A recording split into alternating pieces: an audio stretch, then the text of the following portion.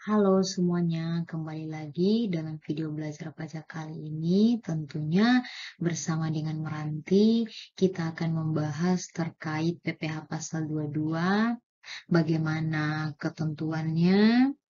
Kita simak video ini sampai selesai. Nah, perlu diketahui di sini yang pertama, PPh Pasal 22 itu adalah bentuk pemotongan atau pemungutan pajak yang dilakukan satu pihak terhadap wajib pajak dan berkaitan dengan perdagangan barang. Selanjutnya,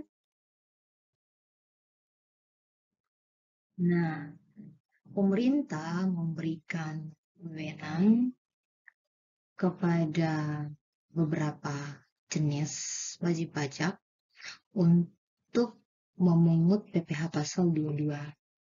Nah, di sini perlu kita ketahui adalah sesuai dengan ketentuan yang berlaku, yang pertama diberikan wewenang kepada bendahara pemerintah.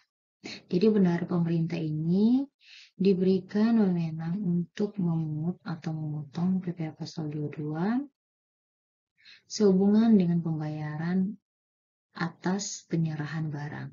Jadi jika wajib pajak melakukan transaksi dengan bendahara pemerintah dalam hal terkait pembayaran atas penyerahan barang, maka akan dipotong PPh Pasal 22. Kemudian badan-badan tertentu dalam hal ini wajib pajak yang melakukan kegiatan di bidang impor atau kegiatan usaha di bidang lain. Kemudian wajib pajak badan tertentu yang dalam proses bisnisnya melakukan pembelian atas penjualan barang yang tergolong mewah.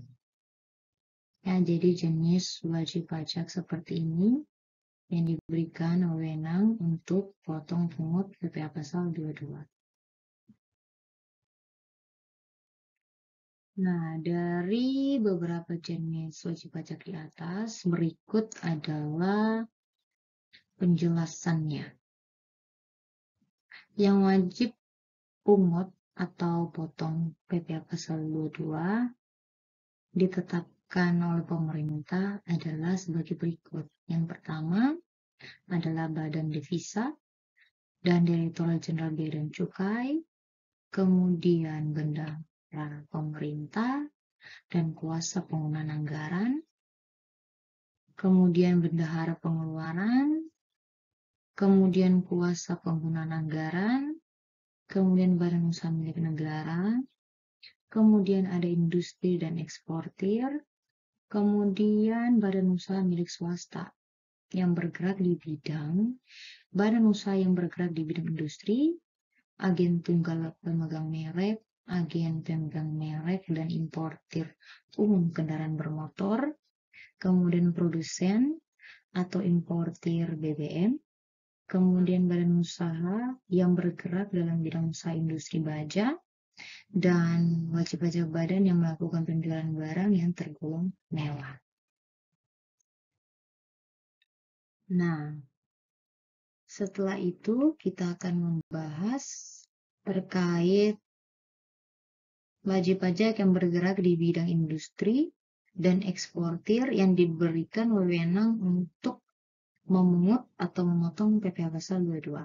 Di sini untuk proses bisnisnya itu bergerak dalam sektor kehutanan, perkebunan, pertanian, peternakan, dan perikanan atas pembelian bahan-bahan dari pedagang pengumpul untuk keperluan industrinya atau ekspornya.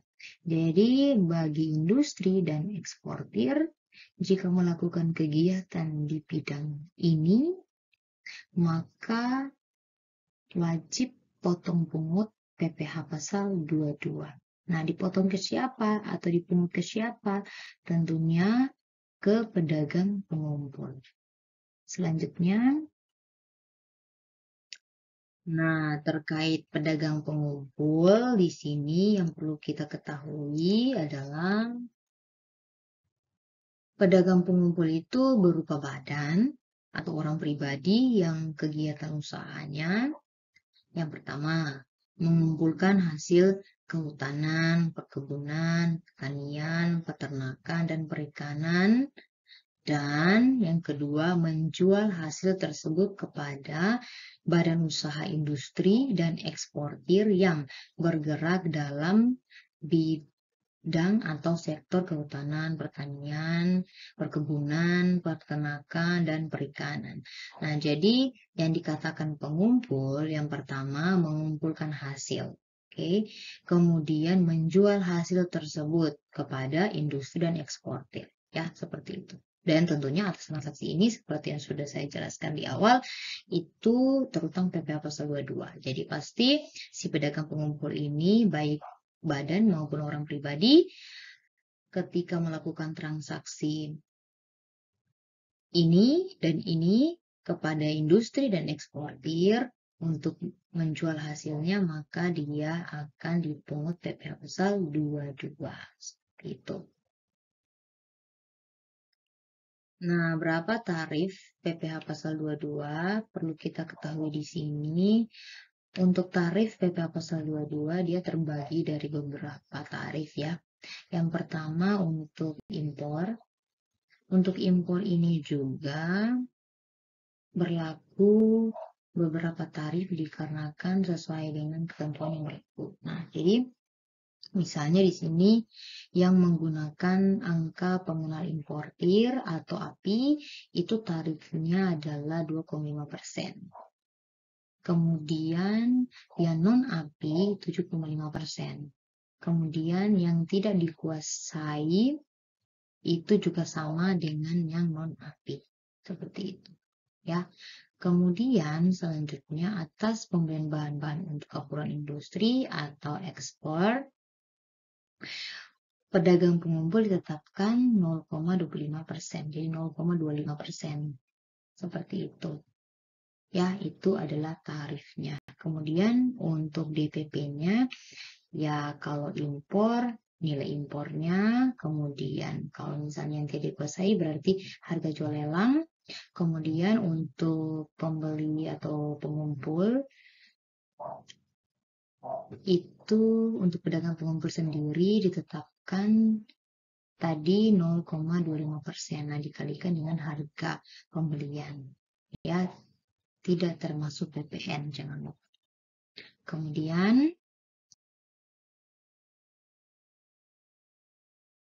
atas pembelian barang yang dilakukan oleh Direktorat Jenderal Bea dan Cukai, kemudian bendahara pemerintah, kemudian badan usaha milik negara atau milik daerah, itu tarif PPh pasal 22-nya adalah 1,5% kali harga pembelian. Catatannya di sini adalah tidak termasuk PPN dan bersifat tidak final. Kemudian atas penjualan hasil produksi, yang pertama untuk kertas 0,1% dikalikan DPP bersifat tidak final. Kemudian yang kedua semen 0,25% dikalikan DPP sama tidak final. Kemudian baja 0,3% dikalikan DPP tidak final juga. Kemudian otomotif 0,45% dikalikan DPP tidak final. Kemudian atas penjualan hasil produksi atau penyerahan barang oleh produsen atau importir bahan bakar minyak gas dan pelumas adalah sebagai berikut. Pemungutan PPh pasal 22 kepada penyalur atau agen bersifat final, selain penyalur atau agen bersifat tidak final. Kemudian atas impor kedelai, gandum, dan tepung terigu oleh importir yang menggunakan API adalah 0,5% kali nilai impor. Kemudian atas penjualan barang tergolong mewah, tarifnya 5% dari harga tidak termasuk PPN. Selanjutnya, dikecualikan dari objek PPh pasal 22. Nah, jadi kalau di pajak itu ada yang namanya objek pajak, ada yang non-objek pajak, ada yang dikecualikan dari objek pajak. Ya, seperti itu. Atau dia itu objek pajak tetapi dibebaskan atau tidak dipungut. Ya. Nah, ini kita bahas terkait yang dikecualikan dari objek PPh pasal 22. Nih, yang pertama, impor barang dan atau penyerahan barang yang berdasarkan ketentuan peraturan perundang-undangan tidak terutang pajak penghasilan. Oke. Kemudian impor barang yang dibebaskan dari pungutan bea masuk dan atau pajak pertambahan. Kemudian yang ketiga, impor sementara jika pada waktu impornya nyata-nyata dimasukkan untuk diekspor kembali.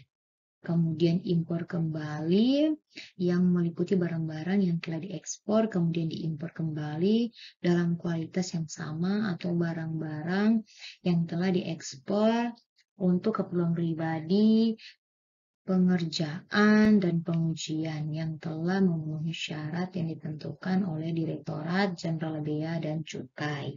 Kemudian yang kelima, pembayaran yang dilakukan oleh pemungutan pajak berkenan dengan.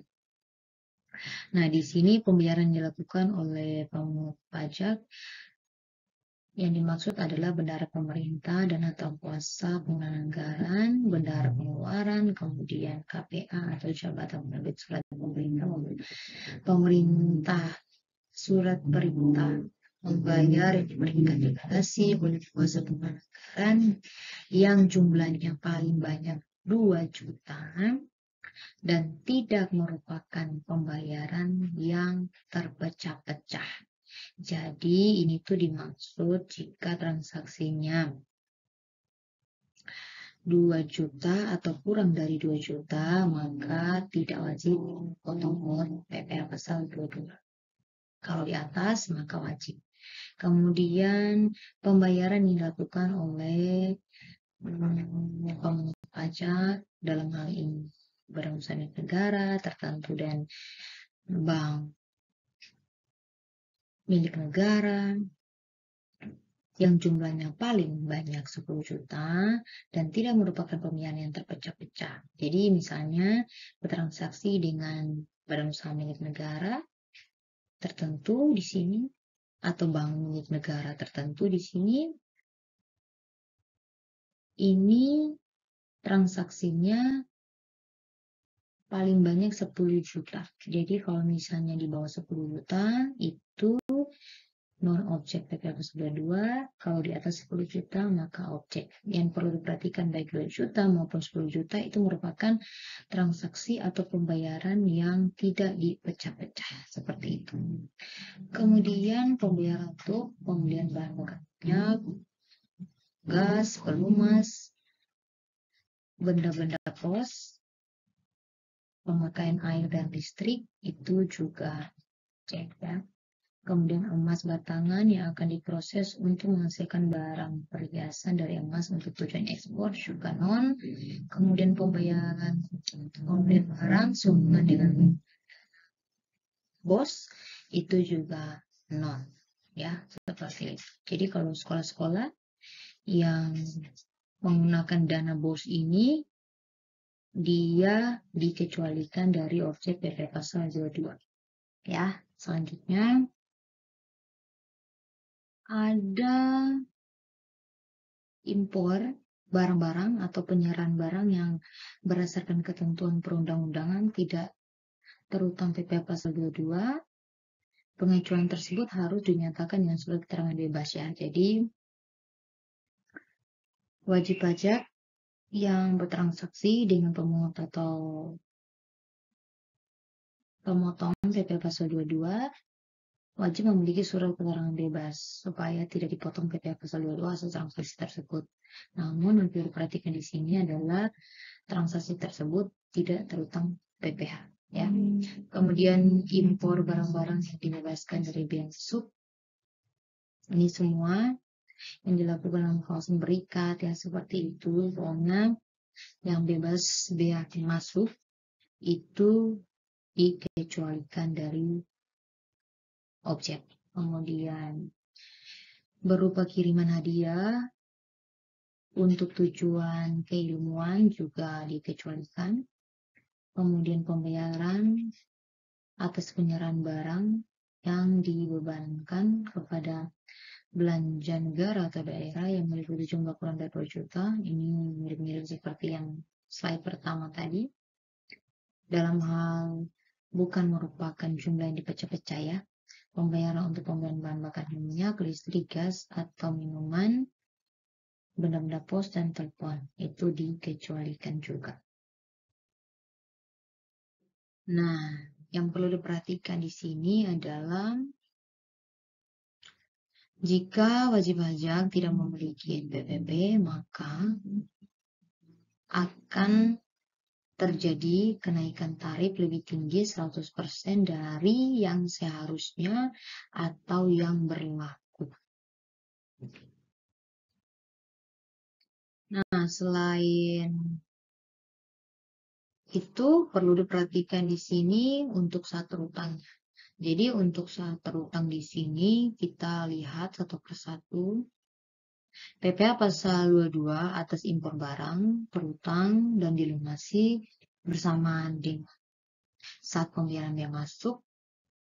Kemudian dalam hal pembayaran biaya masuk ditunda atau dibebaskan dan tidak termasuk dalam pengecualian dari pemungutan PPh pasal 22.